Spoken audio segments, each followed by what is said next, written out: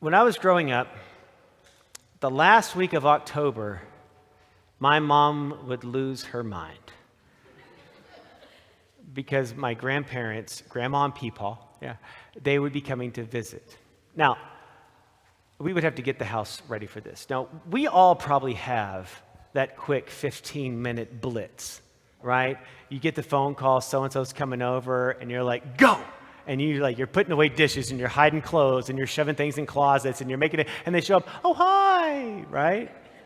I got a phone call this past week from a parishioner that needed me to come pick something up, and I say, I'll be there in 5 minutes, and she goes, well, and I said, how about 30? And she goes, yeah. So we all have those blitzed where we go and we pick up. This was a week-long deep clean of our entire house to get ready for Grandma and Peepaw. See, they would come and stay with us not for a week, but for 2 months, and then go to California to my aunt's to stay for 2 months there because they lived in Missouri, and apparently it gets really cold there. So they would come down to Alvin to stay with us and then go to California to stay with my aunt. And my mom would make us go into the guest room, and even though that bed has not been touched since they left, we had to clean those sheets, we had to clean the comforter, we got to vacuum that whole room. I'm down wiping out the baseboards down on the bottom. I'm making sure everything is ready to go. We had to clean our rooms, even though my grandparents never went in them. We had to go clean all the bathrooms, even though they're not going to go to the back one, but we have to make sure that that's clean too, just in case. And then my mom would go into the buffet hutch and pull that big heavy drawer at the bottom that takes like 3 people, right? And she'd pull this drawer out and she would lift out the china. It would be the teacups. It would be the plates. It would be the saucers. It would be all the servingware. And we would have to unzip these things that have been packaged since last year. I know because I packaged them. And all the little layers in between, pull them out. And we'd have to rewash all this china. We washed it before we put it in there, but apparently it gets dirty in these packages. So we would re-clean everything, hand wash. You know you can't put it in the dishwasher, right? Yeah, hand washing everything. And then she'd pull out the silver. Yes. Every single piece of silver had to be cleaned. We cleaned shrimp forks. We never ate shrimp with forks, but we cleaned them, and we made them shine, and we set the dining room table for them to come. And everything was ready, and it's pristine, and this took a long time to get it done. And then my mom would be waiting with my sister and I, holding our hands as my dad went to go pick them up from the airport, and they would show up. And Grandma and Peepaw would walk through the door, and my mom would walk over and hug them like she used to hug me coming back from college. And then she'd grab their hands and walk over to the couch and sit down with them. And my sister and I would sit down on the floor, and we would talk for hours. And we were done. We would just be with each other. And for the next 2 months, we would destroy the house. Yeah.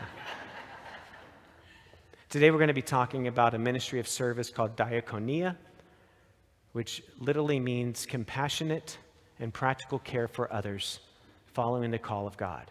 Compassionate and practical care for others, following the call of God.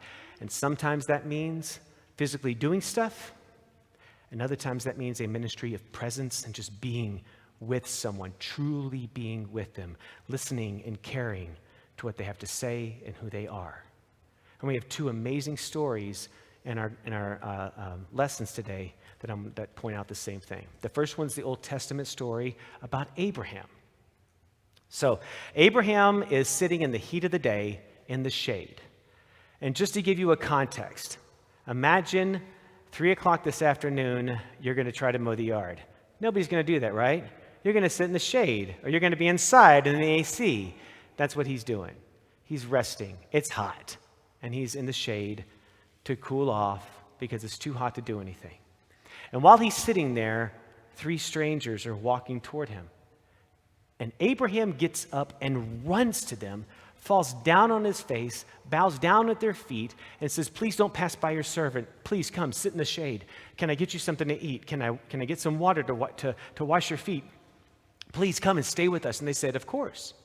And so Abraham then runs into the house, and it says he hastens. It's a great word. He hastens into the house, and he looks at Sarah, and he's like, quick, Sarah, take this flour. I need you to make some cakes. Go, go, go. And he goes out in the back, and he grabs the calf, and he runs over to the servant. And he says, take this calf, and I need hamburgers. Go. And so he goes off and do it, and he's running around. He's picking up water, and he's picking up milk, he's picking up curds, and he's getting all the plates, and he's juggling all. And he goes out to the people, and he hands them all this food, and they start to eat. And our scripture says Abraham stood by them while they dined.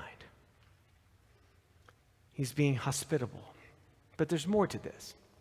See, back then, Abraham would have been known as the head of the household. And it's his job to make sure that anybody that comes in is met with great love and compassion and would make sure that the servant would wash their feet, and all these things would be happening as the head of the household. Everybody else serves as an agent of the head of the household, including his wife, who would be considered a servant in this role at that time frame, and of course the servant or the slave there as well. They're all doing exactly what they're supposed to do to be a good hostess. Sarah's going to make the cakes. The servant's going to make the hamburgers. Pickles on the side, right? So they're going to get all this stuff ready. So he's being this amazing hostess. But there's more to this story that is absolutely fantastic, and it's because of what happens right before it. Does anybody in here that wasn't at first service know what's before this lesson? Good. Okay.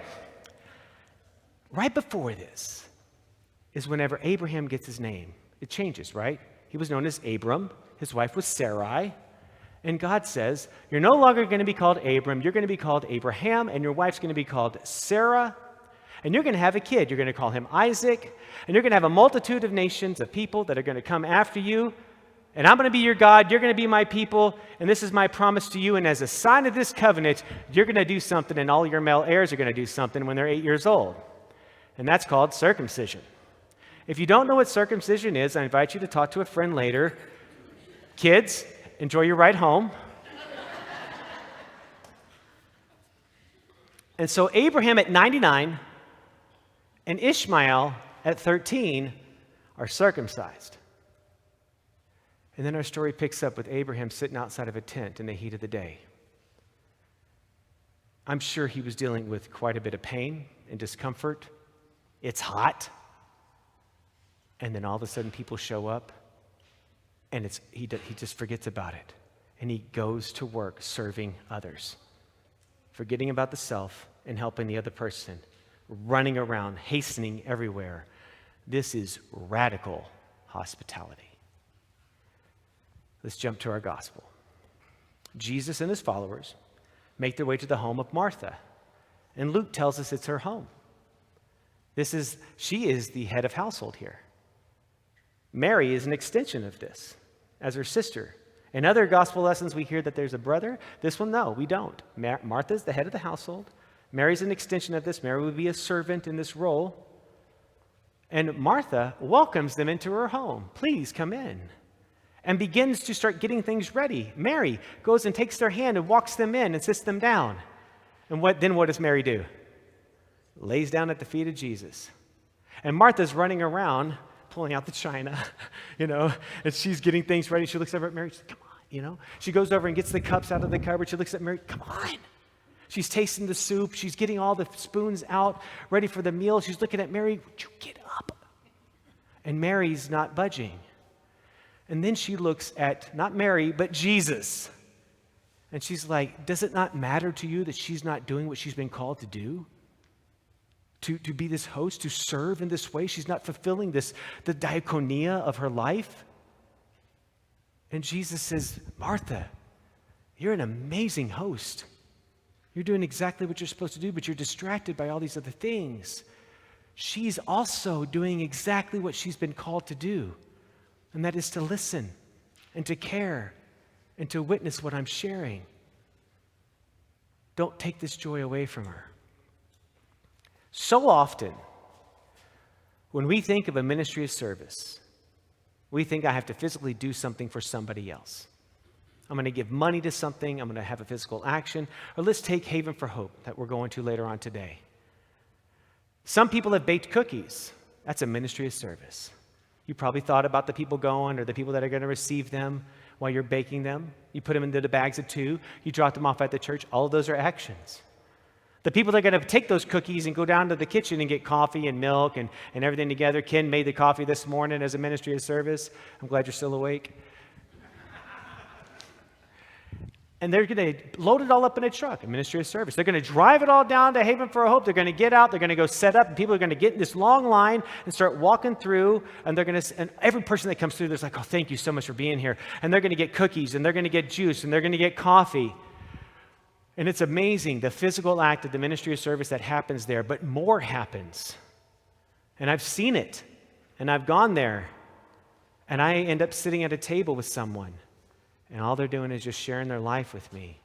And I've watched the different people from Abiding Presence do the same exact thing, sit down with people and have that ministry of presence. They stood with them like Abraham. They laid down at the feet like Mary. They sat on the couch like the Cox family around Thanksgiving.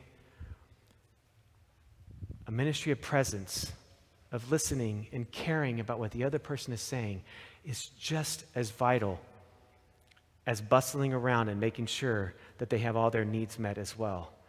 But that soul, that conversation, that's also something that's needed as well. And so today we get to practice that. We get to go out into the world and maybe try to listen to the people that are around us and care about what it is that they're saying, and recognize that we too are doing a ministry of service, a diakonia, a compassionate and practical way of caring for the other, because that is the call of God. Amen.